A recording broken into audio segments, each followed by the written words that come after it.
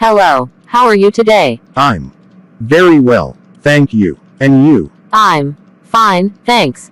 What's your name, please? I am Omar. What's your surname? My surname is Khalil. How do you spell your surname? Khaleel.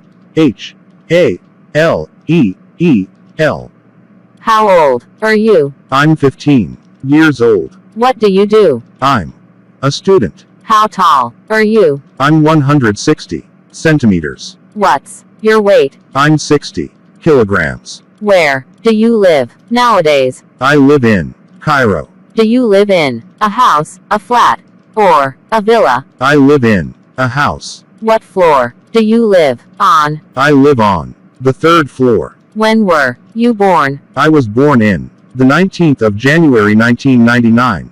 What is your nationality? I am Egyptian. What's your mother tongue? My mother tongue is Arabic. Have you studied any other languages? I've studied English. Where do you study English? I study English at school. What book do you study? I study a conversation book. How many days do you study a week? I study 5 days a week. What's your teacher's name? Mr. Sayed Khalil. What do you want to be when you finish your study? I want to be a manager. Okay, thank you. You are welcome.